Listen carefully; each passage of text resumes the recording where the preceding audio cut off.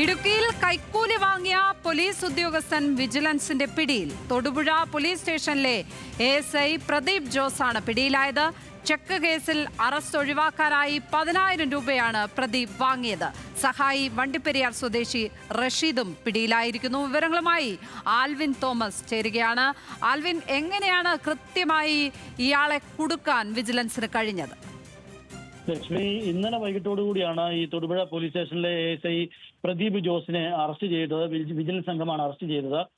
Check കേസിൽ warrant മടക്കാൻ ഒരു യുവതിയുടെ കയ്യിൽ നിന്ന് 10,000 രൂപ ഇയാൾ കൈക്കൂലി വാങ്ങിച്ചതാണ് വിജിലൻസിന് വിവരം ലഭിച്ചത്.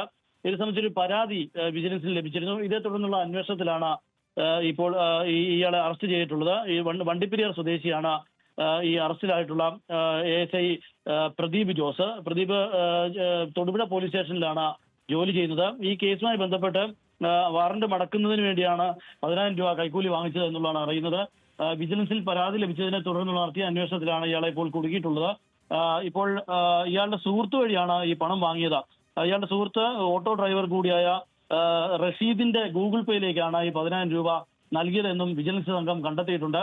അങ്ങനെ അയാൾക്കെതിരെയും അറസ്റ്റ് നടപടികൾ ഉണ്ടായിട്ടുണ്ട് എന്നുള്ളതാണ് നമുക്ക് അറിയാൻ കഴിയുന്നത്. ഏതായാലും ഇയാൾക്ക് ഇതിനു മുമ്പ് സമാന കേസുകളിൽ ഏതെങ്കിലും തരത്തിൽ കൈക്കൂലി വാങ്ങിച്ചിട്ടുണ്ടോ എന്നുള്ളതും വിജിലൻസ് അന്വേഷിച്ചു വരികയാണ്. അത്തരം അന്വേഷണങ്ങൾ വ്യാപിപ്പിക്കുകയാണ്. ലക്ഷ്മി. ആൽവിൻ തോമസ്, ഇടുക്കിയിൽ നിന്ന്.